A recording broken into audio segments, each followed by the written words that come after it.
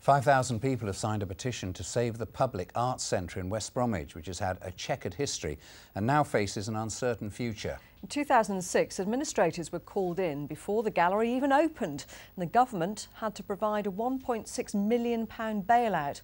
Well, the public finally opened in 2008, 2 years behind schedule and £15 million over budget. However, that's £67 million. Sorry, Mary. However, visitor numbers are up. Last year, the public attracted 380,000 people, but in May this year, Sandwell Council said it was considering a plan to turn most of the public into a sixth-form college. Well, all this week on his mid-morning programme, BBC1 presenter Adrian Goldberg has been looking at the public and asking, does it have a sustainable future? The public in West Bromwich, one of the Black Country's most controversial buildings and one of its most expensive too. But now, just 5 years after it opened, there are question marks about its future.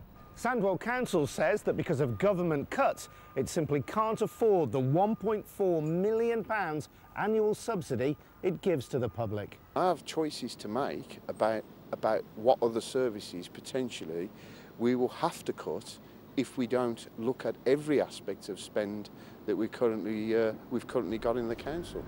One proposal involves the public being converted to a sixth-form college. So if it stops being an arts centre, what would be lost? This building is much more than an arts place. There's 30 companies based in the building. We have 120 apprentices. We offer, between all of the companies, a huge number of work experience opportunities. So we're very much about the economic redevelopment of West Bromwich.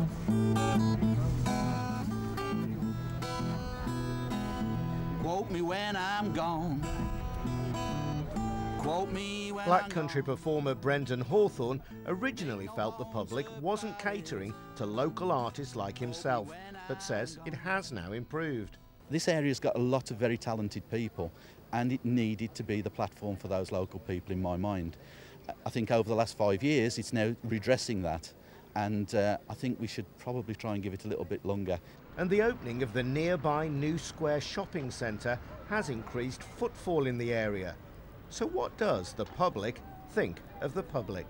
The council have invested, although they said they didn't want to, an awful lot of money in it, so that money would go to waste. It really has brought West Bromwich into the up to date compared with how it used to be. I think it's a brilliant place. I think definitely should stay open. The idea of turning it into a college, I think, is stupid. I mean, they've just built a brand new college. So signs of increased popularity for this provocative landmark. But with council budgets getting ever tighter, has the public's newfound acclaim simply come too late? Adrian Goldberg, BBC Midlands Today, at the public in West Bromwich.